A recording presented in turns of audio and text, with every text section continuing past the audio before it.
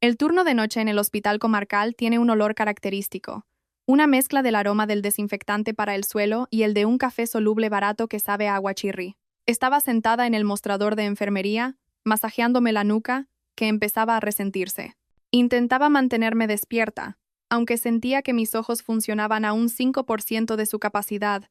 Ser médico de guardia en un pequeño y frío pueblo de Asturias requiere nervios de acero y un buen surtido de jerseys gruesos. En realidad, la noche estaba siendo bastante tranquila. Solo un paciente con dolor de estómago por abusar de la guindilla.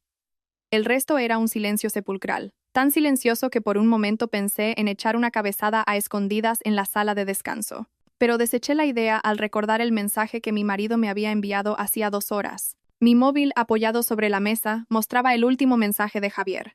Tan dulce como siempre. Decía que ya había llegado a la obra, fuera de la ciudad, y que se iba a dormir directamente porque estaba agotado de conducir todo el día. Javier es el tipo de marido que cuando duerme, no hay quien lo despierte hasta la mañana siguiente. Probablemente ni un terremoto de baja escala lograría sacarlo de la cama. Sonreí para mis adentros al leer su mensaje, sintiéndome afortunada por tener un esposo tan trabajador y que siempre me mantenía informada. Aunque a veces se olvidara de colgar la toalla mojada en su sitio, me invadió una sensación de paz al imaginarlo durmiendo profundamente en su alojamiento, mientras yo pasaba la noche en compañía de los mosquitos y el tic-tac monótono del reloj de pared. Esa tranquilidad no la rompió el sonido de un fantasma, sino el rugido de una ambulancia que se detuvo bruscamente justo delante de la entrada de urgencias. El chirrido de los neumáticos sobre el asfalto mojado hizo que mi somnolencia desapareciera al instante, dando paso al modo de alerta que había perfeccionado durante años. La enfermera de guardia, que hasta ese momento estaba absorta en un juego en su móvil, saltó de la silla, lista para recibir al nuevo paciente. Me ajusté la bata blanca, respiré hondo y caminé a toda prisa hacia las puertas automáticas de cristal que se abrían de par en par. El viento gélido de la noche me golpeó en la cara, trayendo consigo el olor metálico a sangre y el pánico de los sanitarios. Mis pasos se detuvieron junto a la camilla, y en ese mismo instante sentí que mi mundo dejaba de girar. Mis ojos se abrieron como platos al contemplar la figura del hombre que yacía débilmente, con el rostro lleno de rasguños y la ropa hecha jirones. No era un desconocido, era Javier, mi marido, el que supuestamente estaba durmiendo plácidamente en otra ciudad. Mi cerebro se bloqueó, negándose a procesar lo que estaba viendo. ¿Cómo era posible que el hombre que se había despedido para ir a trabajar a la provincia vecina estuviera ahora postrado ante mí, con la camisa de franela cara que le regalé el mes pasado destrozada? Sentía como si estuviera en medio de una broma de cámara oculta, pero, por desgracia, no había cámaras escondidas en ninguna esquina. El corazón me latía con fuerza, no por la adrenalina médica, sino por una mezcla de confusión y miedo. Me acerqué para asegurarme de que no me equivocaba. Quizás solo era alguien muy parecido. El rostro de mi marido era bastante común. Pero no. El lunar en su cuello y el reloj de cuero en su muñeca eran pruebas irrefutables. Era él. Era Javier. Cuando me disponía a tomarle la mano para comprobarle el pulso, un técnico de la ambulancia me dio un informe rápido sobre un accidente de tráfico que había sufrido el coche de mi marido en la carretera que llevaba a una zona turística de la sierra, no en dirección a la obra. Antes de que pudiera tomar aire para calmarme, comenzó el segundo acto de este drama sin previo aviso. Una mujer joven entró corriendo en urgencias, jadeando y con el rostro también lleno de arañazos leves. Lloraba a gritos, con una voz tan aguda que las otras enfermeras se giraron sobresaltadas. Sin pedir permiso, se abrió paso y se abrazó al cuerpo inconsciente de Javier, como si fuera la legítima dueña de esa persona postrada. La escena era idéntica a las de un culebrón de esos que veía mi madre. La diferencia es que esto era real, y estaba sucediendo delante de mis narices. No era una desconocida, y reconocerla me golpeó en el pecho con más fuerza que la noticia del accidente de Javier. Era Lucía, la hija de los vecinos, a quien yo consideraba casi una hermana pequeña. La estudiante universitaria a la que a menudo ayudaba con el dinero de la matrícula porque sus padres pasaban por un mal momento. Su aspecto de esa noche distaba mucho de la Lucía inocente y educada que venía a mi casa. Llevaba un vestido de noche algo revelador, el pelo teñido de rubio y no olía a colonia infantil, sino a un perfume caro y penetrante. Verla llorar histéricamente mientras llamaba a mi marido por un apodo cariñoso me revolvió el estómago. Los sollozos de Lucía se intensificaron. Sacudía el cuerpo de Javier mientras le suplicaba que despertara. «Javier, despierta, por favor». «No me dejes», gritaba sin el menor atisbo de vergüenza. No se percató en absoluto de mi presencia, allí plantada junto a la cabecera de la camilla, oculta tras la mascarilla y el gorro quirúrgico. ¡Qué ironía! La mujer a la que ayudaba a pagar sus estudios estaba ahora llorando por mi marido, como si la extraña en esta situación fuera yo. Si esto no fuera un hospital, probablemente le habría echado una bolsa de suero por encima para que espabilara. Sentí como si me hubieran abofeteado con una chancla mojada. Dolor, sorpresa y humillación, todo a la vez. Mi mano derecha temblaba sin control. Me moría de ganas de tirar de ese pelo rubio y arrastrarla fuera, pero el juramento que pronuncié hace años me mantuvo inmóvil. Aquí yo era la doctora, y sobre mis hombros pesaba la responsabilidad de una vida, aunque esa vida perteneciera a un traidor y a su amante. La situación era una prueba de paciencia de nivel divino, en la que tenía que elegir entre ser una esposa furiosa o una médico profesional. Respiré hondo, llenando mis pulmones con el fuerte olor a desinfectante para aclarar mi mente nublada. Lentamente, me ajusté la mascarilla, subiéndola hasta que cubrió casi todo mi rostro, excepto los ojos. Mi identidad debía permanecer oculta por ahora, al menos hasta que supiera cuán profundo era el agujero de mentiras que habían cavado a mis espaldas. Con un gesto rígido pero decidido, indiqué a una enfermera que apartara a Lucía del paciente. La noche iba a ser larga, y al parecer, necesitaría un café mucho más fuerte que un simple aguachirri para enfrentarme a esta locura. Ser espectadora en el drama de tu propia vida es una sensación extraña. Como tragarse un chicle, se te atasca, te entra el pánico, pero no puedes hacer mucho. Me mantuve erguida junto a la camilla, haciendo un esfuerzo sobrehumano para que no me temblaran las rodillas ante la ridícula escena. Lucía seguía pegada a Javier como un sello mojado, negándose a soltarlo, a pesar de que una enfermera intentaba apartarla con delicadeza. Si la situación no fuera tan crítica, me habría reído de su tenacidad por proteger al hombre que, en realidad, era mi marido. Qué cómico. Actuaba como si fuera la heroína del momento, la que más se preocupaba, cuando era yo quien se había asegurado durante años de que Javier comiera sano y tuviera las camisas planchadas. La joven se resistía como un gato al que intentan bañar mientras la enfermera trataba de alejarla para que yo pudiera examinar al paciente. Empezó a despotricar sobre la lentitud del servicio hospitalario, acusándonos de ser incompetentes para tratar a una persona importante. Persona importante, decía. Javier era importante, sí, sobre todo la factura de su tarjeta de crédito, que el mes pasado se había disparado por compras cuyo destino ahora empezaba a adivinar. Con la poca paciencia que me quedaba, le hice una señal con los ojos a un celador corpulento para que se llevara a Lucía al otro lado de la cortina. Sus protestas se fueron apagando, aunque todavía se la oía amenazar con llamar al director del hospital. La amenaza de siempre, que me provocaba unas ganas irrefrenables de poner los ojos en blanco. Mis manos se movieron automáticamente para coger el estetoscopio, mientras mi mente rezaba para no lanzarle el instrumento a la cabeza a alguien. Auscultar el pecho de Javier con el instrumental médico me resultó extrañísimo esa noche. Normalmente lo tocaba para abrazarlo o simplemente para apoyar mi cabeza. Su corazón latía rápido pero regular, al mismo ritmo que el mío, que sentía que iba a estallar de rabia contenida. Su olor corporal era el de siempre, el de su perfume amaderado que tanto me gustaba, pero esta vez mezclado con el sudor de otra mujer y el olor metálico a sangre que me revolvía el estómago. Mi profesionalidad como médico estaba siendo puesta a prueba en su punto más crítico, teniendo que salvar la vida de la persona que acababa de apuñalar mis sentimientos por la espalda. La enfermera más veterana a mi lado, Nati, me lanzó una mirada inquisitiva muy evidente. Tenía una expresión de haber tragado un huevo cocido entero. Nati sabía perfectamente quién era el paciente. Se había encontrado con Javier varias veces en las cenas del departamento. Me miró a mí, luego a Javier, y de nuevo a mí, con la boca ligeramente abierta tras la mascarilla. Antes de que pudiera gritar o hacer alguna pregunta que desvelara mi identidad, me llevé el dedo índice a los labios. Afortunadamente, Nati fue lo suficientemente lista como para captar la señal. Aunque sus ojos reflejaban una compasión que hirió un poco mi orgullo, no necesitaba que nadie sintiera lástima por mí. Necesitaba concentrarme. Mi concentración se rompió de nuevo al oír el alboroto de Lucía al otro lado de la cortina. Esta vez insistía en volver a entrar mientras lloriqueaba con voz mimada. Decía que Javier no podía estar lejos de ella, que necesitaba el contacto de su cariño para despertar antes. Dios mío, sentía ganas de inyectarme un sedante para no tener que escuchar semejante sarta de estupideces. ¿Cómo era posible que la estudiante que yo veía ir a la iglesia del barrio con frecuencia se hubiera convertido en una mujer tan descarada? Era verdad lo que decían. Nunca conoces realmente a alguien hasta que lo ves en una situación límite, o, en este caso, hasta que lo pillas en una infidelidad. La aguja de sutura en mi mano danzaba con agilidad sobre la piel de la sien de Javier, uniendo el tejido desgarrado por el impacto contra el volante. Cada puntada que daba me parecía una ironía. Estaba reparando el rostro del hombre que acababa de destrozar la confianza que yo había construido durante años. Javier gimió suavemente. Entreabrió los ojos, pero su mirada estaba perdida por el efecto de la anestesia local y el golpe en la cabeza. Murmuró el nombre de alguien.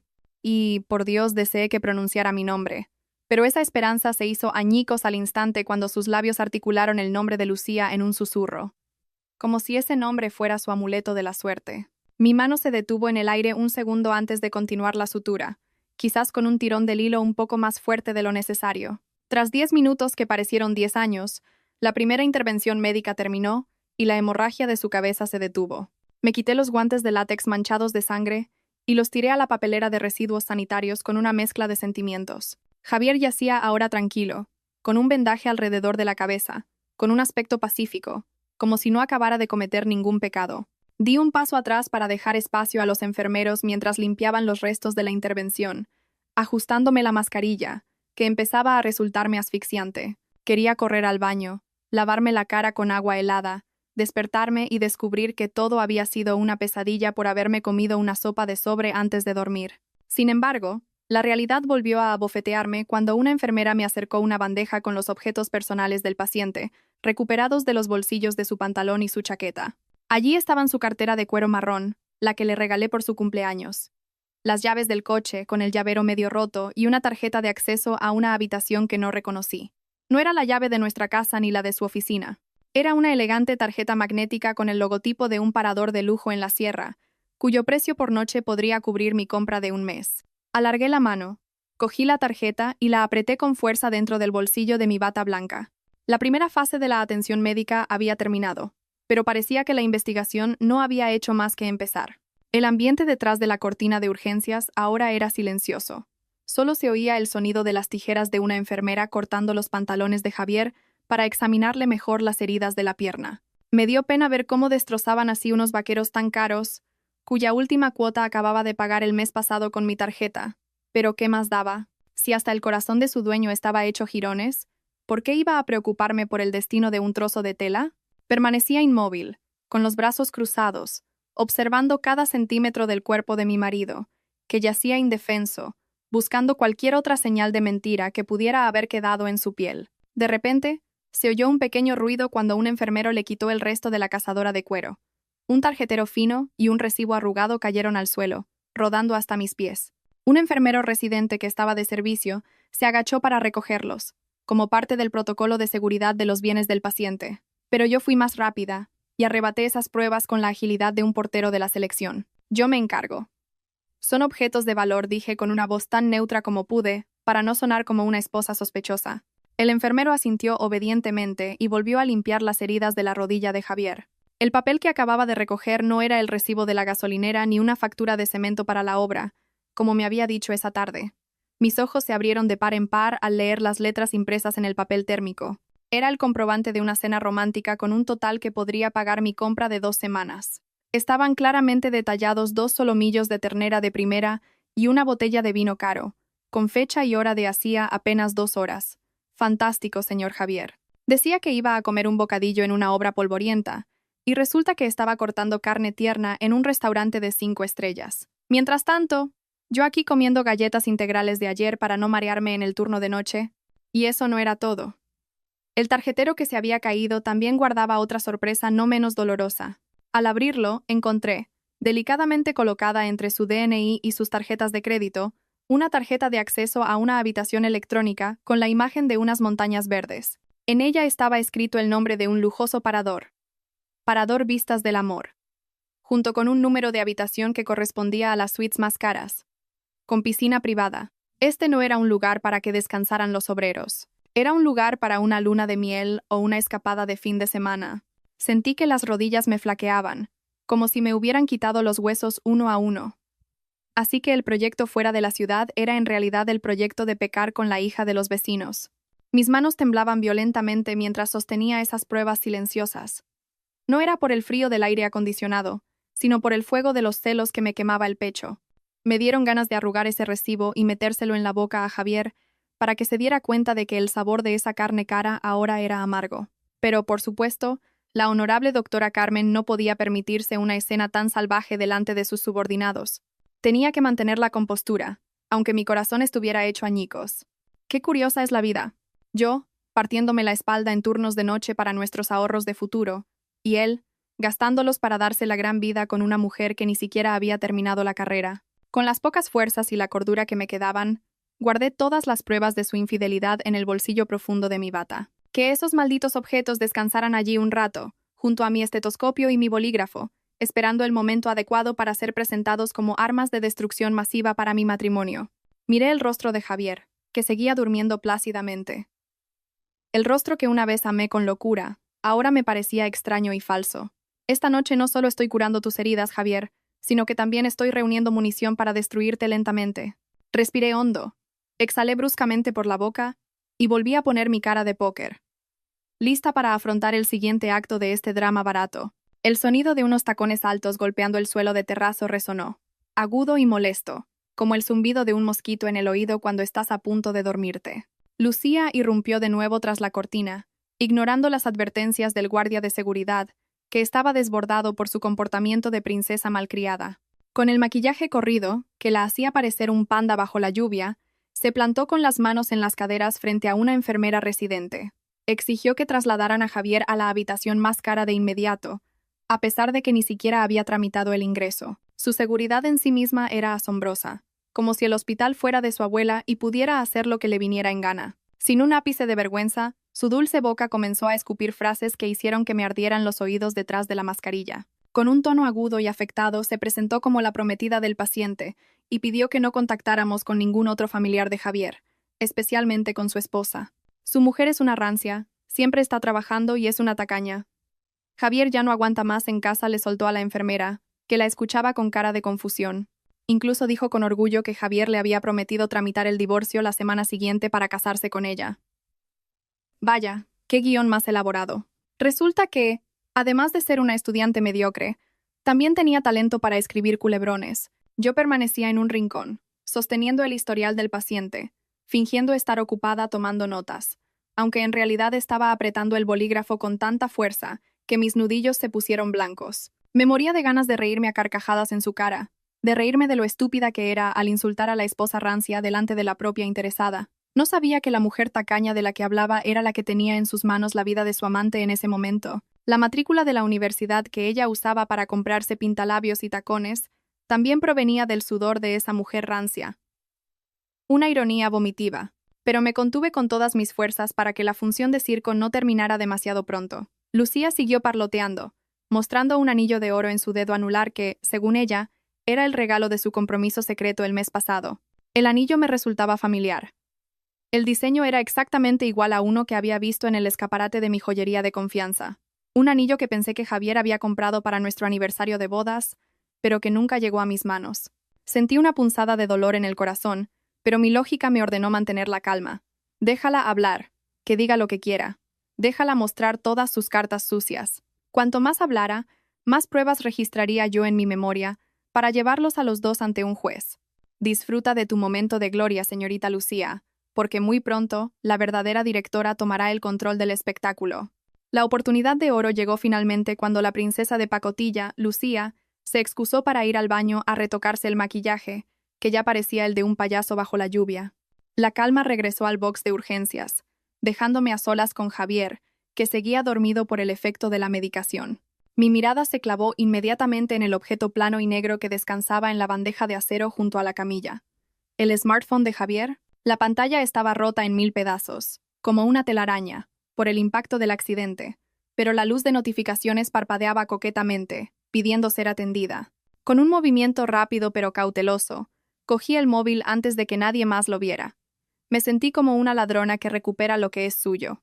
Mis dedos tocaron la fría pantalla, y una gran pregunta surgió en mi mente. ¿Habría cambiado la contraseña? Los infieles suelen tener sistemas de seguridad dignos de un banco central para ocultar sus trapos sucios. Pero resultó que había sobreestimado la inteligencia de mi marido. Cuando introduje la combinación de mi día y mes de nacimiento, el móvil se desbloqueó sin problemas. Una ironía desconcertante. Me traicionaba a mis espaldas, pero seguía usando mi fecha de cumpleaños como clave de acceso a sus secretos. Quién sabe si por pereza para cambiarla o porque pensaba que yo era tan estúpida como para no revisar nunca su teléfono. El fondo de pantalla ya no era nuestra foto de boda, sino la imagen del deportivo de sus sueños, una pequeña señal de que sus prioridades en la vida habían cambiado drásticamente. No perdí el tiempo mirando la galería de fotos o los mensajes, que seguramente me subirían la tensión. Mis dedos se movieron ágilmente para abrir la aplicación del banco. Mi instinto de esposa, que también ejercía de ministra de Economía del hogar, rara vez fallaba. El corazón se me paró al ver el saldo de la cuenta que llamábamos ahorros para el camino, la cuenta que llenábamos con esfuerzo, apartando parte de nuestro sueldo cada mes, con el sueño de hacer juntos el Camino de Santiago. Ahora, la cifra se había reducido drásticamente hasta un punto irrisorio. Los miles de euros que debían ser nuestro billete hacia esa meta espiritual, ahora no alcanzaban ni para un billete de autobús interurbano. Mis ojos se empañaron mientras repasaba el historial de movimientos de la cuenta, claramente visible en la pantalla rota. Allí estaba impresa la prueba de un delito mucho más doloroso que una simple infidelidad física. Había una transferencia de una suma considerable, realizada hacía 2 días, a un concesionario de motos. El concepto: pago final de una moto de última generación. Luego, otra transacción para el pago completo del alquiler de la villa de lujo donde planeaban pasar esa noche. Así que, mientras yo ahorraba comiendo tortillas y reprimiendo mis ganas de comprar ropa nueva en nombre de un sueño compartido, él usaba ese dinero sagrado para comprarle un vehículo a su amante y financiar sus pecados. Sentí como si una enorme piedra me golpeara en el estómago, dejándome sin aire y con unas náuseas terribles. Javier no solo era un marido infiel, era un ladrón en su propia casa. Con las manos temblando de una rabia que me llegaba a la cabeza, envié rápidamente todas las capturas de pantalla de los movimientos a mi propio número y borré el rastro del envío a la velocidad del rayo. Volví a colocar el móvil en su sitio, en la misma posición, como si nunca lo hubiera tocado. Al mirar el rostro de Javier, que dormía tan inocentemente, sentí que mi amor se evaporaba por completo, reemplazado por un profundo asco, hacia un hombre capaz de cambiar la devoción de su esposa por un placer momentáneo. El drama de esta noche recibió a una nueva estrella invitada que, no menos escandalosa, rompió el silencio del pasillo del hospital con el sonido de unos pasos apresurados. Mi suegra, una mujer de mediana edad que normalmente lucía impecable con su moño elegante, apareció esta vez con una bata de andar por casa cubierta por un abrigo grueso y una cara de pánico absoluto. Yo, de pie en un rincón, sentí un ligero alivio, pensando que por fin llegaba un familiar sensato para tomar las riendas de esta situación demencial. Mis expectativas eran simples. Regañaría a Lucía por andar de noche con un hombre casado y luego se disculparía con el médico que atendía a su hijo. Pero resultó que mis expectativas eran demasiado altas, tan altas como mi deseo de adelgazar mientras me encanta picar entre horas. En cuanto entró, su radar no buscó a un médico para preguntar por el estado de su hijo, sino que se fijó directamente en la figura de Lucía, que estaba sentada sollozando en la sala de espera. Sin pensárselo 2 veces, mi suegra corrió a abrazar a Lucía con fuerza, como si ella fuera la víctima más desvalida de una catástrofe natural. «Ay, Lucía, hija, ¿estás bien? Qué susto me he llevado cuando me han dicho que habíais tenido un accidente», dijo con un tono súper suave que jamás había usado conmigo en los 5 años que llevaba siendo su nuera. Me quedé boquiabierta detrás de la mascarilla, sintiéndome como una estatua decorativa cuya presencia era completamente ignorada. Así que mi suegra ya sabía las andanzas de su hijo, e incluso le había dado su bendición a esta relación ilícita. La siguiente escena hizo que la sangre me hirviera hasta la coronilla. Era una sensación más ardiente que el asfalto en pleno verano. Mientras acariciaba el pelo rubio de Lucía, mi suegra comenzó a lanzar un ataque verbal contra su nuera legítima, sin ser consciente de que la persona a la que insultaba estaba justo delante de ella. «Menos mal que estás a salvo, hija. Que no le pase nada a Javier. Es nuestra única esperanza para librarnos de su mujer, que es una tacaña y una estirada que no para de trabajar», dijo, tan fresca, sin el menor remordimiento. Lo dijo justo delante de mí, la médico que sostenía el historial clínico de su hijo. Me dieron ganas de responderle. «Hola, señora. La esposa tacaña a la que se refiere está aquí mismo», conteniéndose para no inyectarle algo por error. Resulta que de tal palo, tal astilla, la naturaleza tramposa de Javier era, al parecer, una herencia genética pura de su madre. Esa noche, la máscara de familia feliz se hizo añicos por completo, revelando sus verdaderos rostros, codiciosos y falsos. Escuchar cómo te insultan en tu propia cara es una experiencia única.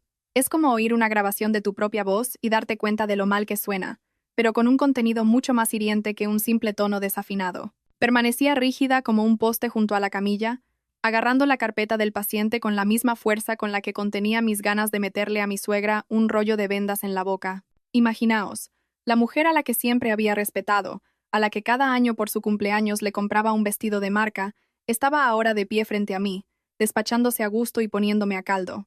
Hablaba como si yo fuera el monstruo de un cuento infantil cuya única misión era torturar al apuesto príncipe.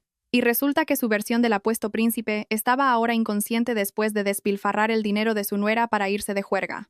Mi suegra aún no se había dado cuenta de que la doctora que estaba inmóvil frente a ella, oculta tras una mascarilla verde y un gorro quirúrgico, era la nuera de la que estaba cotilleando. Estaba ocupada acariciando con ternura el pelo rubio y enredado de Lucía, una escena que me revolvió el estómago. Cuando yo estuve enferma con una gastroenteritis por agotamiento, por trabajar horas extra para pagar la hipoteca de su casa, ni se molestó en acariciarme la cabeza, ni siquiera se asomó a mi habitación. Simplemente me envió un mensaje diciendo que no me quejara tanto, que Javier necesitaba comer bien, y ahora mirad con qué delicadeza trataba a una desconocida que casi mata a su hijo en un accidente de coche. Resulta que el listón del cariño en esta familia se mide por lo bien que se te da ser un pelota, no por la sinceridad de tu corazón. Doctora, por favor, haga todo lo posible por mi hijo. No se preocupe por el coste, ya se encargará su mujer. Tiene mucho dinero, doctora, pero es increíblemente tacaña. Si no fuera porque mi hijo le pide dinero, seguro que lo acumularía todo para sus caprichos, me soltó mi suegra, dirigiéndose a mí. La frase salió de su boca sin freno, estrellándose contra el muro de mi paciencia, que ya estaba lleno de grietas. ¡Qué gracioso! Decía que yo acumulaba dinero para mis caprichos. ¿Qué caprichos? Llevaba 2 años sin cambiarme los zapatos de trabajo, que ya tenían la suela desgastada, mientras que ella y su hijo estrenaban móvil de última generación cada 6 meses. El dinero que, según ella, yo acumulaba era el que estaba preparando también para su vejez. Pero parece que sus mentes estaban tan nubladas por la codicia que no podían distinguir el oro del latón. Lucía, la zorra que buscaba protección, avivó el fuego con una voz nasal y fingida. Sí, tía, pobre Javier. Me cuenta a menudo que en casa se siente presionado. Su mujer es fría, casi nunca está, siempre ocupada con sus pacientes. Javier necesita calor, tía añadió, sollozando falsamente. Al oír eso, sentí que la sangre me hervía, más caliente que el agua de un hervidor a punto de explotar. Así que esa era la historia que habían construido a mis espaldas. Yo, que me partía la espalda trabajando día y noche, renunciando a mi descanso por mis pacientes, era fría y desatendida. ¿Y quién pagaba la factura de la luz para que ellos pudieran dormir a pierna suelta con el aire acondicionado? ¿Quién llenaba la nevera para que no pasaran hambre? La respuesta era la esposa fría que ahora tenía el destino de sus vidas en la punta de sus dedos. Respiré hondo, tratando de llenar mis pulmones con todo el oxígeno posible antes de estallar. La fría sala de urgencias de repente se sintió sofocante y pequeña. El sonido regular del monitor cardíaco de Javier parecía la banda sonora de esta tensión. La enfermera Nati, a mi lado, estaba visiblemente nerviosa. Sus pies se movían inquietos y me miraba con terror, temiendo que en cualquier momento les lanzara una bombona de oxígeno. Pero tranquila. Soy una profesional. No recurriré a la violencia física. Tengo una forma mucho más elegante y letal de callar esas bocas venenosas. Ya basta de farsa por esta noche. El guión de este drama es demasiado largo y aburrido. Disculpen, mi voz sonó grave y contenida detrás de la mascarilla. Mi suegra se giró con cara de pocos amigos, quizás ofendida por haber interrumpido su sesión de desahogo. ¿Qué pasa, doctora? ¿Le ocurre algo a mi hijo? ¿Es grave? Usted será responsable si mi hijo se queda con secuelas, espetó con un tono altivo, típico de quien se cree que el mundo gira a su alrededor. No respondí con más palabras. Lentamente, mi mano se elevó hacia mi cabeza. Mis movimientos fueron deliberadamente lentos y dramáticos, como en una película a cámara lenta, para que pudieran disfrutar cada segundo. Mis dedos alcanzaron las cintas del gorro quirúrgico que cubría mi pelo y deshice el nudo. La tela verde cayó al suelo, dejando al descubierto mi larga melena. Un poco despeinada, mi suegra frunció el ceño, confundida por el extraño comportamiento de la doctora. Pero el espectáculo principal estaba a punto de comenzar. Mi mano se dirigió a las gomas de la mascarilla que rodeaban mis orejas. En ese instante, el tiempo pareció detenerse. 1 segundo. La goma derecha se soltó. 2 segundos. La siguió la izquierda. 3 segundos. Bajé completamente la tela que cubría mi rostro, dejando que la luz de neón de urgencias iluminara mi verdadera cara. El silencio que siguió fue extraordinario, más profundo que el de un cementerio a medianoche. El ajetreo del hospital fuera de la cortina pareció desvanecerse, reemplazado por el sonido imaginario de mandíbulas golpeando el suelo. Mi suegra, cuyo rostro estaba antes rojo de ira, se puso pálida como el papel. Sus ojos se salían de sus órbitas y su boca se abrió de par en par, pero no emitió ningún sonido. Parecía un pez fuera del agua, boqueando en busca de aire. Me miraba como si estuviera viendo a un fantasma que se había levantado de la tumba para vengarse. Su cuerpo temblaba violentamente. La mano con la que antes abrazaba a Lucía ahora colgaba inerte a su costado. Mientras tanto, la reacción de Lucía, sentada en la silla, no fue menos épica. Su rostro, manchado de maquillaje, se congeló. Sus ojos se movían frenéticamente de mi cara a la placa de identificación que colgaba de mi bata. Doctora Carmen. Pude ver cómo su lento cerebro intentaba conectar los puntos. La doctora que tenía delante era Carmen. Carmen era el nombre de la esposa de Javier. La esposa de Javier era la mujer a la que acababa de llamar tacaña y rancia. Y lo peor de todo, era la mujer que había estado pagando sus estudios. Su mundo de fantasía se derrumbó. Se encogió en su silla, tratando de esconderse detrás de mi suegra, pero, por desgracia, esa espalda también estaba temblando sin fuerzas. Las miré a ambas, alternativamente, con una expresión que había ensayado mentalmente, fría, afilada y sin emoción. Sin lágrimas, sin gritos histéricos, solo la mirada de un juez que ya sostiene el martillo del veredicto. La comisura de mis labios se elevó ligeramente, formando una sonrisa cínica y aterradora. Continúe, señora, dije con una voz tranquila que resonó en la pequeña habitación. ¿Qué decía antes? Que su mujer es tacaña, que es una estirada. Siga, por favor. Me encanta escucharla. No todos los días se oye una opinión tan sincera de una suegra y de la hija de los vecinos a las que he estado alimentando. Mi suegra retrocedió un paso, tropezando con la pata de una silla y casi cayendo. Intentó hablar, pero la voz se le atascó en la garganta. Solo logró balbucear un Carmen. Su arrogancia y su porte se desvanecieron. Frente a mí solo había una anciana descubierta, muerta de vergüenza por haber sido sorprendida mordiendo la mano que le daba de comer. Una sensación de satisfacción comenzó a recorrer mi cuerpo. Ver sus rostros de pánico era una recompensa justa por el dolor que me habían causado. ¿Por qué se callan?, pregunté de nuevo, esta vez dando un paso hacia ellas. Mis pisadas sonaron firmes sobre el terrazo. Antes estaba muy insistente pidiendo el mejor tratamiento. No se preocupe, señora, soy una profesional. Ya le he cosido la cabeza a su hijo. Ya he curado sus heridas. No voy a dejar que se muera solo porque deteste su comportamiento. Hice una pausa, dejando que el miedo se apoderara de ellas. Pero a partir de este segundo, no esperen ningún trato especial. Y por cierto, Lucía, me giré hacia la joven, que ahora mantenía la cabeza gacha, evitando mi mirada. Espero que tengas un buen seguro médico, o, al menos, una cartera bien llena, porque desde esta noche, la beca extraoficial que recibías de mi parte queda oficialmente cancelada. Por favor, paga tú misma los gastos del tratamiento de tu amado. El ambiente en la habitación era de absoluta parálisis.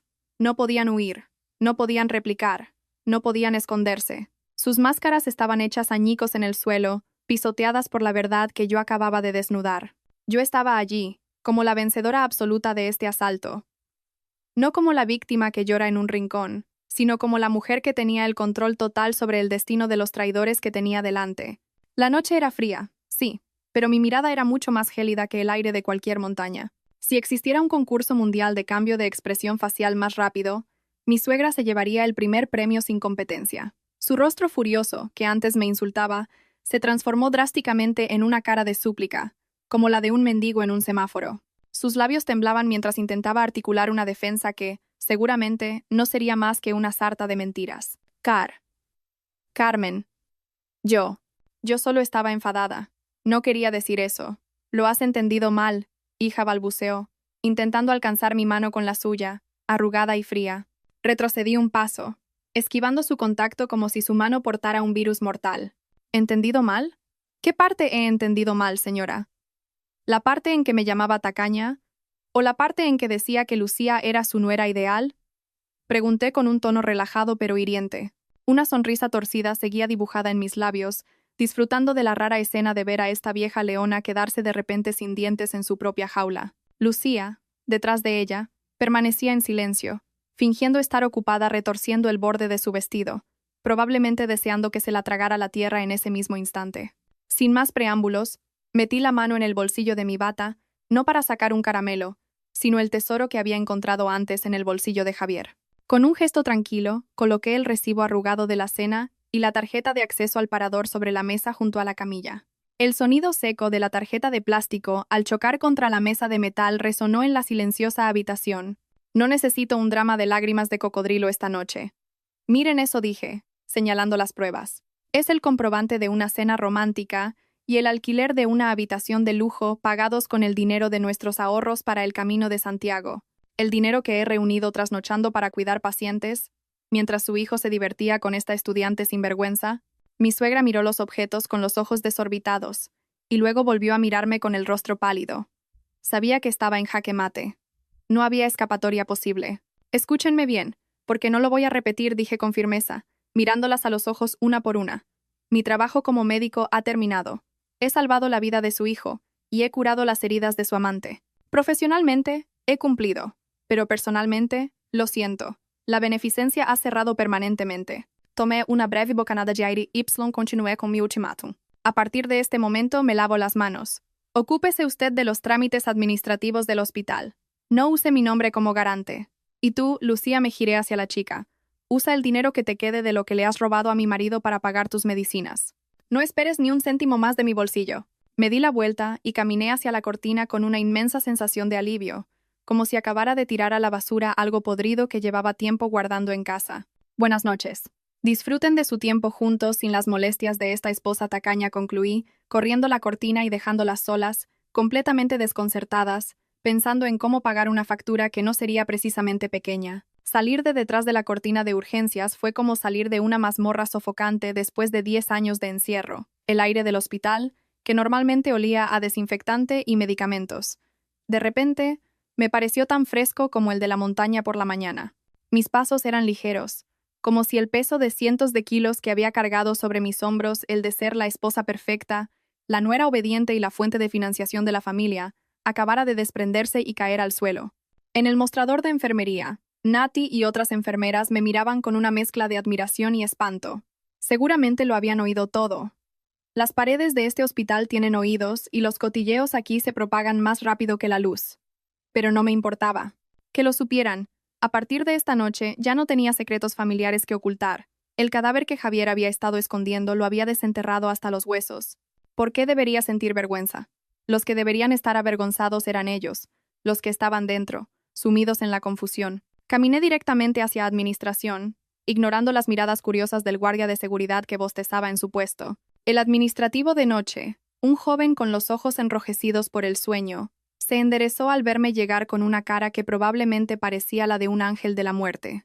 Con voz tranquila y plana, le di las instrucciones que serían el primer clavo en el ataúd financiero de mi marido. Buenas noches. Por favor, toma nota. El paciente llamado Javier en urgencias y la mujer que lo acompañaba. Todas sus facturas deben ser separadas de mi cuenta de empleada. Ni un solo euro debe cargarse a mi seguro familiar. Retiro mi condición de garante ahora mismo. Si no pueden pagar en efectivo o con tarjeta, trátalos según el procedimiento para pacientes sin seguro que no pagan. El administrativo se quedó boquiabierto por un momento, sorprendido de oír unas instrucciones tan crueles de la doctora Carmen, que normalmente era amable y solía invitar a algo de la cafetería. Pero al ver la seriedad en mi mirada, asintió rápidamente y comenzó a teclear algo en su ordenador con pánico. Una vez resuelto el asunto administrativo, no me fui a casa. Volver a una casa vacía solo me haría llorar, y me negaba a derramar una lágrima por un hombre tan indigno. Preferí sentarme en la cafetería del hospital, ya desierta, y pedir un café solo y amargo, tan amargo como mi vida esa noche. Mientras sorbía el café caliente, reflexioné. Qué curiosa es la vida. Hace unas horas, todavía era una esposa orgullosa de tener un marido trabajador. Todavía imaginaba nuestra vejez, sentados juntos en el porche viendo jugar a nuestros nietos. Resultó que todo era una fantasía en mi cabeza. La realidad es que solo era una vaca lechera a la que explotaban hasta agotarla, y a la que pretendían sacrificar cuando ya no fuera útil. La diferencia es que esta vaca lechera tenía cuernos y sabía cómo embestir. Mi móvil vibró. Una notificación de la aplicación del banco. Acababa de bloquear todas las tarjetas de crédito adicionales que tenían Javier y su madre. Ah, qué placer imaginar sus caras cuando el cajero del supermercado les dijera que la tarjeta estaba denegada. 2 horas después, cuando el alba comenzaba a despuntar y el cielo se teñía de un azul oscuro, una enfermera se me acercó corriendo a la cafetería. Dijo que Javier se había despertado del todo y estaba furioso, exigiendo verme. ¿Furioso? ¡Qué energía! Un hombre al que acababan de coserle la cabeza y con una pierna rota todavía tenía fuerzas para enfadarse. Me terminé el café de un trago, me ajusté la bata y volví a la planta de hospitalización con paso tranquilo. Este es el último acto, pensé. El momento en que el pequeño rey debe saber que su reino se ha derrumbado y que ya no es el soberano. Cuando entré en la habitación, que ahora era de tercera clase porque, por supuesto, sin mi garantía no podían acceder a una habitación privada, la escena era a la vez patética y ridícula. Javier yacía en una cama de hierro con un colchón fino, su pierna en alto con un vendaje grueso, la cara hinchada. A su lado, mi suegra estaba sentada en una silla de plástico barata, masajeándose la frente, mientras Lucía se acurrucaba en el suelo, abrazando sus rodillas, con el rostro congestionado. En cuanto me vio entrar, los ojos de Javier se encendieron. Intentó incorporarse, pero gimió de dolor. «Carmen, ¿qué demonios es esto? ¿Por qué me has metido en este cuchitril? Soy tu marido. Trasládame a una habitación privada ahora». «Hace calor aquí», gritó con voz ronca. Increíble. En lugar de disculparse o sentirse culpable, su primera frase fue una queja sobre las instalaciones. Realmente, hay gente que no tiene espejos en casa. Solo esbocé una leve sonrisa, de pie en el umbral con los brazos cruzados, disfrutando de la vista de las ratas atrapadas en su propia trampa.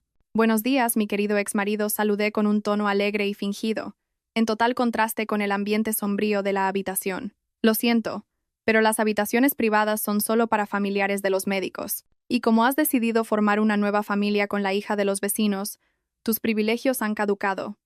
Considéralo una simulación de la vida de miseria que te espera a partir de mañana». Javier me miró con los ojos desorbitados, su rostro enrojecido de ira.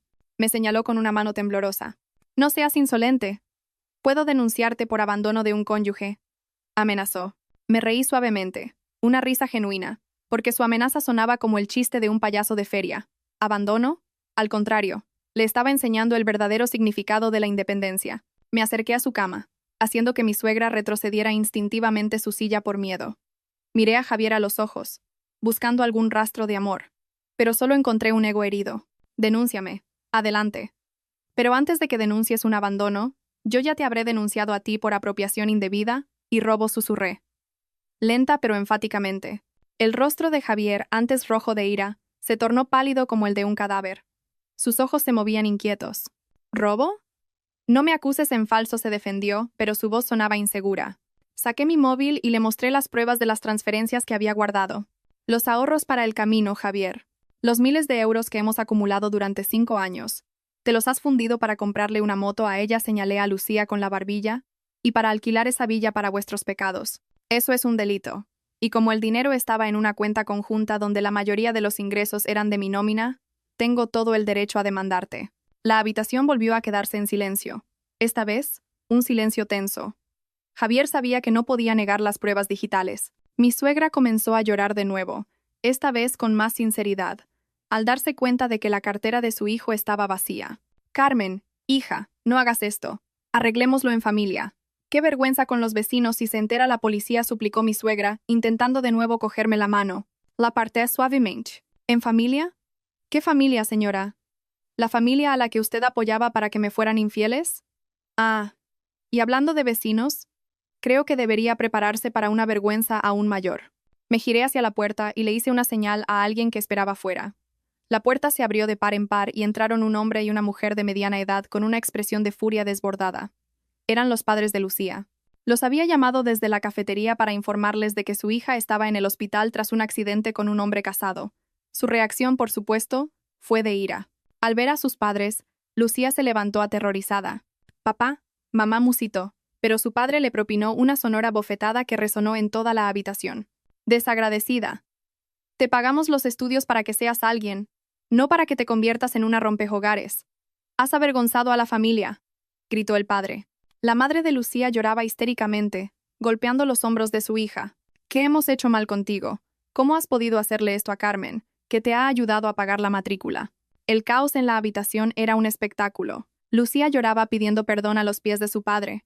Mi suegra lloraba de confusión, y Javier solo podía permanecer rígido en la cama, sin poder huir porque tenía la pierna rota. Vio cómo sus suegros potenciales arrastraban a su amante fuera de la habitación. «A casa, te voy a encerrar, y olvídate de la universidad», gritaba el padre de Lucía mientras se la llevaba. Lucía se giró hacia Javier, esperando que su príncipe la salvara.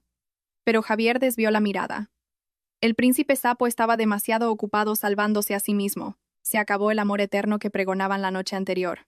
Resultó que su amor era tan frágil como un pañuelo de papel. Cuando la familia de Lucía se fue con todo su drama, nos quedamos los tres, los restos de esta familia destrozada. Javier me miró con la vista perdida. Quizás acababa de darse cuenta de que estaba completamente solo. Carmen. Por favor, su voz se debilitó. Su ego se desmoronó al enfrentarse a la realidad. Mi pierna. El médico dice que tienen que operarme para ponerme una placa. Cuesta mucho dinero. Mamá no lo tiene. Por favor, solo esta vez. Ti juro que te lo devolveré cuando me recupere. Miré su pierna vendada. Ah, sí. La lesión era bastante grave. Si no se operaba pronto con material de calidad, podría quedarse cojo de por vida. El coste era de miles de euros. Una cantidad pequeña para mí, pero una fortuna para un desempleado encubierto como él. Vaya, qué lástima, respondí con un tono de falsa preocupación. La operación es cara. Sí. Por desgracia, el dinero que podría haberla pagado ya lo usaste para comprarle la moto a Lucía. Intenta pedirle que la venda para pagar tu operación. Ah, no, espera. Su padre se la acaba de llevar y seguro que la confisca. Negué con la cabeza, fingiendo tristeza. Además, Javier, aunque tuviera el dinero, preferiría donarlo a un orfanato antes que financiar la pierna que usaste para ir a pecar. Considera tu futura cojera como un recuerdo eterno de tu infidelidad, para que cada vez que camines, recuerdes lo estúpido que has sido. Mi suegra se arrodilló a mis pies, abrazándome las piernas con fuerza. Carmen, perdón, hija, te lo suplico, ten piedad de Javier. Es joven, tiene toda la vida por delante. No dejes que se quede lisiado. Te prometo que le obligaré a dejar a Lucía. Seré una buena suegra para ti. Miré a la anciana a mis pies con una pizca de lástima, pero mi asco era mucho mayor. Señora, ya es tarde. No sirve de nada que se arrodille ahora. Cuando yo estuve enferma y necesité su ayuda, ¿dónde estaba? Ocupada gastando mi dinero. Ahora, experimente en carne propia lo difícil que es ganarlo. Retiré mi pierna de su agarre, haciendo que rodara suavemente por el frío suelo. Saqué un sobre marrón de mi bolso, uno que había preparado esa misma noche con la ayuda del abogado de mi familia, que casualmente también estaba de guardia por otro incidente. Coloqué el sobre el pecho de Javier. Esta es la demanda de divorcio. Fírmala cuanto antes si quieres un proceso fácil. Si lo complicas, me aseguraré de que te pudras en la cárcel por apropiación indebida. Solo tienes dos opciones: ser un divorciado pobre y cojo fuera de la cárcel, o ser un preso cojo dentro de ella. Javier miró el sobre con manos temblorosas. Las lágrimas comenzaron a brotar de sus ojos, lágrimas de un arrepentimiento que llegaba demasiado tarde. Acababa de darse cuenta de que no solo había perdido a su esposa, sino a su cajero automático, su futuro y su dignidad como hombre. Y una cosa más, dije mientras caminaba hacia la puerta, lista para abandonar esa habitación para siempre. La factura del hospital corre por horas. Si al mediodía no habéis pagado un adelanto, el hospital os dará el alta forzosa. Mi consejo es que venda esas joyas de oro que lleva puestas, señora. Ah, espere. Esas joyas se las compré yo. Bueno, considérelo mi última obra de caridad. Véndalas para el billete de autobús de vuelta a casa. Porque vuestro coche está destrozado, y ningún seguro cubrirá un accidente por conducción temeraria. Cerré la puerta de la habitación lentamente, dejando que los lamentos de arrepentimiento estallaran dentro. Javier gritaba mi nombre. Su madre imploraba al Dios que habían olvidado durante tanto tiempo. Pero para mí, esos sonidos no eran más que un ruido de fondo que se desvanecía poco a poco. Caminé por el pasillo del hospital, que empezaba a llenarse de visitantes. El sol brillaba intensamente a través de las ventanas, iluminando el suelo limpio. El calor de sus rayos penetraba en mi piel, como si quemara los últimos vestigios de la gélida y terrible noche. Me toqué el pecho, donde latía mi corazón. Curiosamente, no sentía un dolor insoportable. Lo que sentía era un alivio inmenso, expansivo, como si me hubiera curado de una enfermedad crónica que me había consumido durante mucho tiempo. Había perdido un marido, había perdido mis ahorros y había perdido 5 años en vano, pero hoy había recuperado algo mucho más valioso: mi dignidad. Yo, la doctora Carmen, ya no era la mujer tonta a la que se podía engañar. Era una mujer libre que acababa de ganar una batalla sin mancharse las manos de sangre. Que el karma actúe a su elegante manera. Mi tarea ahora es simplemente seguir adelante, en busca de la verdadera felicidad, lejos de los parásitos que ahora lamentan su destino en una habitación de tercera clase. Y por primera vez en mucho tiempo, sonreí. Una sonrisa verdaderamente sincera, para mí misma. 6 meses han pasado desde aquella noche dramática, y parece que fue ayer cuando salí de la boca del lobo. La diferencia es que ahora me siento renovada y perfumada. Esta mañana, el sol brilla con fuerza en el horizonte, saludando la ventana de mi nuevo apartamento en una ciudad diferente. Ya no hay niebla fría de montaña que te cale los huesos, ni llamadas de urgencia a medianoche que te sobresalten. Y lo más importante, no hay más carga en mi vida llamada Javier y su familia. Estoy en el balcón, sosteniendo una taza de té caliente, respirando el aire matutino que huele a tierra mojada y hierba fresca. Siento mis pulmones, antes oprimidos por el humo de la mentira, completamente limpios. Si antes me despertaba preocupada por las facturas de la tarjeta de crédito de mi marido, ahora me levanto con una gran sonrisa pensando en qué voy a cocinar para mí. La libertad, resulta, tiene un sabor dulce. Mudarme de ciudad fue la mejor decisión que he tomado en mi vida. Después de un divorcio complicado, lleno de lágrimas de cocodrilo por su parte, hice las maletas en cuanto el juez dictó sentencia. No me llevé mucho. Solo mi ropa, mis libros de medicina y los restos de mi dignidad, que logré limpiar de las manchas de la traición. Vendí la antigua casa, llena de malos recuerdos, y usé el dinero para montar una pequeña clínica en mi ciudad natal. Aquí la gente no me conoce como la esposa del médico al que engañaron, sino como la doctora Carmen, amable y que a veces regala vitaminas a los niños. Es maravilloso empezar de nuevo en una página en blanco. Hablando del pasado, los rumores, o más bien las noticias de antiguos vecinos cotillas, siguen llegándome, aunque no los pida. Dicen que la vida de Javier ha cambiado drásticamente.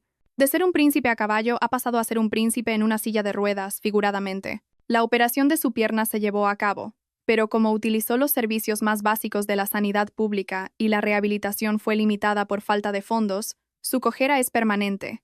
Imagínense, un hombre que antes presumía de zapatos caros y caminaba con arrogancia, ahora se arrastra con la ayuda de un bastón de madera. Y ni siquiera un bastón elegante, sino uno corriente con la goma gastada. Intentó buscar trabajo en varias constructoras, pero nadie lo aceptó por su condición física y el historial de la denuncia por apropiación indebida que presenté inicialmente. Sí, retiré la denuncia penal en el último momento, pero no por amor. La retiré porque pensé que la cárcel era un castigo demasiado cómodo para él. Allí le darían comida gratis, techo y compañía. Eso es unas vacaciones pagadas. Quería que experimentara la verdadera prisión, la prisión de la vida. Vivir en la pobreza, con una discapacidad, endeudado y compartiendo un pequeño piso de alquiler con su quisquillosa madre sin ingresos, ese es un castigo perpetuo mucho más severo.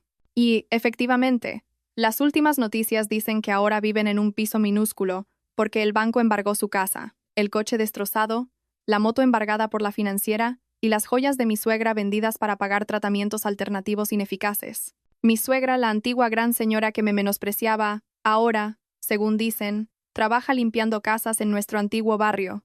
Una ironía que me provoca una risa interna. Antes me llamaba tacaña por no comprar ropa nueva a menudo. Ahora tiene que lavar la ropa de otros para comer. Los mismos vecinos a los que presumía de su nueva y más guapa nuera son ahora quienes le dan trabajo por lástima.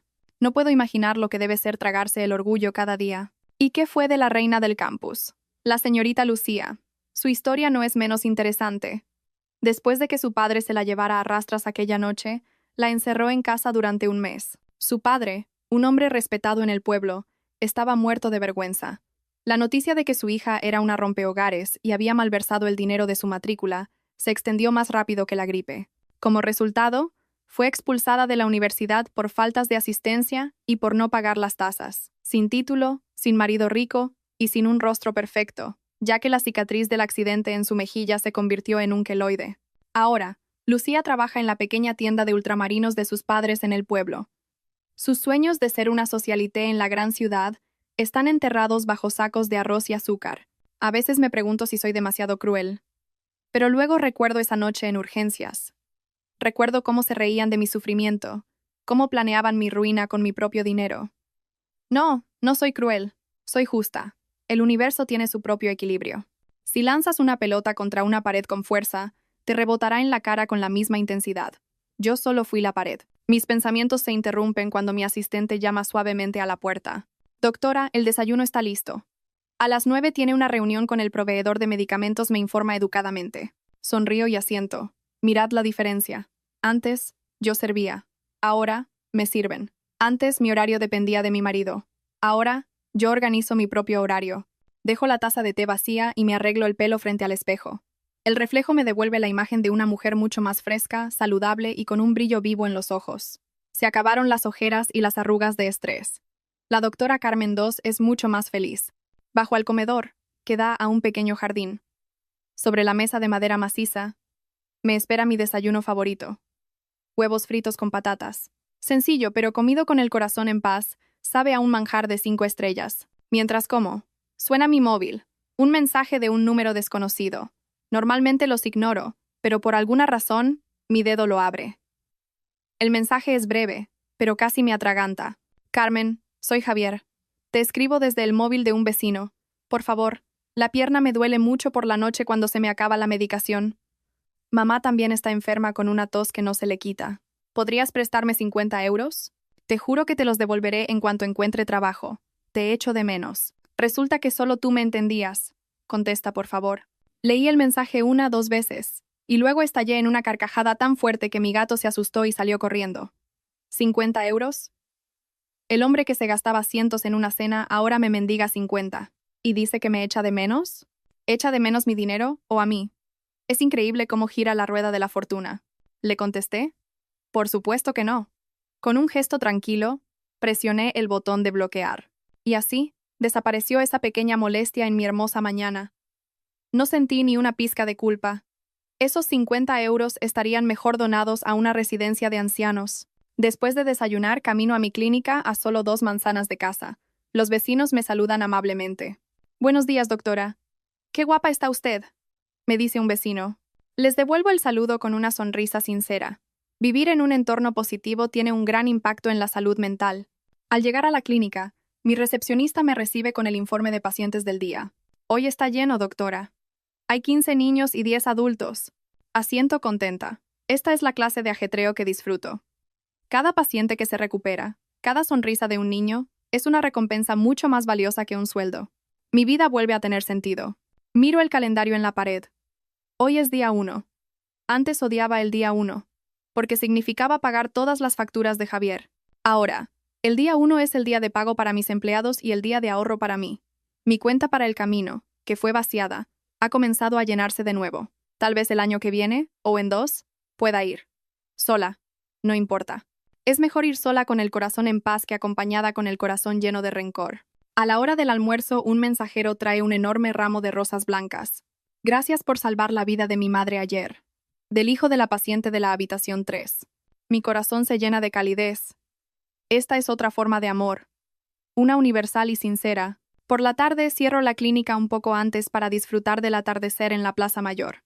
Me siento en un banco y observo a los niños volar cometas. Antes, ver parejas enamoradas me habría puesto triste. Ahora, simplemente les deseo lo mejor, esperando que la mujer no sea tan tonta como yo, y que el hombre no sea tan canalla como Javier. El sol se pone, tiñendo el cielo de naranja. Cierro los ojos y siento la brisa. En silencio, hablo con mi yo del pasado, la que lloraba en el baño, la que se sentía acabada. Quiero abrazarla y susurrarle. Tranquila. Todo saldrá bien. Eres mucho más fuerte de lo que crees. Abro los ojos cuando las luces de la ciudad comienzan a encenderse. Me levanto y camino a casa con paso firme. No hay duda en mis pasos. El pasado está enterrado y el futuro se extiende ante mí como una autopista recién asfaltada. Soy la doctora Carmen, una mujer corriente que fue destrozada y que ha reconstruido sus pedazos en un mosaico mucho más hermoso. Y a Javier, Lucía y mi ex-suegra, gracias. Gracias por ser los villanos perfectos. Sin vuestra maldad, quizás seguiría atrapada en un matrimonio falso que me mataba lentamente. Fuisteis los maestros más crueles, pero también los más eficaces. Disfrutad de lo que habéis cosechado. Mientras, yo voy a disfrutar de unos churros con chocolate que acabo de comprar. La vida es demasiado corta para lamentarse. Es mejor gastarla agradeciendo cada aliento y cada bocado delicioso.